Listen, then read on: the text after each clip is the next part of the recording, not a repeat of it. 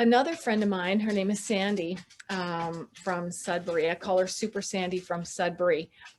She had been through a change, you know, in her marital status, and she had 2 boys, and she said, you know, that she loved it when she cooked bacon and her kids were over and they would just hover around the stove. And I said, I can't wait to cook bacon for my boy. But she said, Penny, it's like feeding the birds.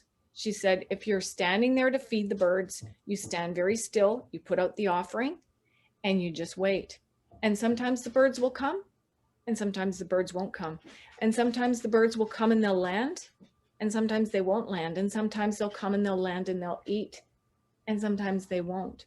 But just keep on feeding the birds.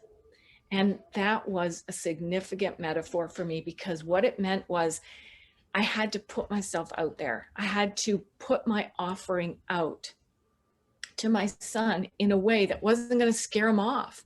You know, I wasn't going to, like when you're standing there feeding the bird, you're not like, come on, bird, where are you, bird? You know, you're just standing there very quietly and, you know, very peacefully. And you're trying to attract this bird to come and to land.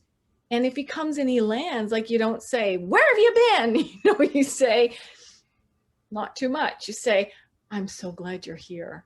And you put out the food, which of course is bacon. And you hope that they stick around, and you hope that they come back, and you hope that they're hungry for more of what mom has to offer. And so those were some really significant teachings and learnings that I went through in this process, in this, you know, time period where I was wanting to, you know, take the high road. And my counselor, my, you know, I call him my shrink. I don't know if that's rude. Let me know if it is, because I'll stop using that term. But, you know, it's kind of funny. And I want to bring humor and playfulness into this topic of conflict, because, you know, recognizing that there's nothing wrong with seeking counsel to get the help that you need. You know, if you had a broken finger or a sore back or a challenge physically, you'd go to the doctor. So, you know, if you're struggling mentally, like, why wouldn't you go and seek some support from somebody who can help you? And so my psychologist, Dr. Russell from Toronto, he really helped me by hearing how it's going. And after I would tell him how it's been, you know, the first thing that he would do is validate my feelings. He would say, oh, you are going through such hell, or, you know, you're just going through such, you know, challenging time, and, you know, it must be really brutal. And already the $250 an hour paid off for me, because I was like, yes, this professional gets it, understands me, understands how horrible this is. And that alone was worth, you know, the money that I was spending to seek his help. But he would also guide me from what I thought was doing the right thing to really doing the right thing.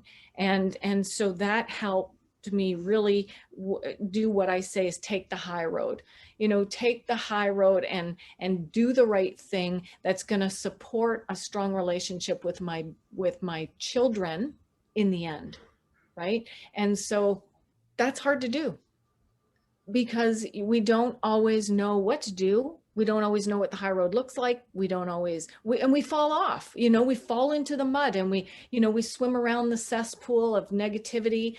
And another thing that I encourage people when they're working through conflict is, you know, there's people you can go to talk this through. And there's people that you can go to who will suck you into the cesspool of negativity. And there's people who you can go to which will pull you up and out of that negativity into the higher road, like into the higher way of being. And we know that we have these people on in both levels, right? But we choose to go one way or the other depending on what we want. And I think that that's a really important awareness for people, because I know there's girlfriends I can call up if I want to swim around in the cesspool of negativity and be like, oh yeah, guess what happened now? Oh really? What a, fill in the blank. I know Andrew's probably going to bleep it out anyway. But anyways, you know what I'm talking about. We have people in our lives who will help us swim around that cesspool of negativity. But is that really getting us any closer to what we're looking to accomplish?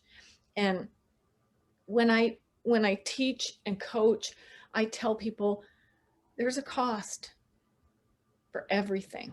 There's a cost for conflict. And this is one of the most enlightening things that I help people with, is that there's a cost to taking the high road and there's a cost to staying in conflict. And so either way, there's a cost. But you really have to decide what outcome that you want. And then you have to be committed to pay that price. And that price isn't always what comes naturally, right? It's not always what's habitual. It's not always what your neighbor did or your friend did to make it through her conflict. It's something different. It's something new. And so that's some inspiration, to stay the course.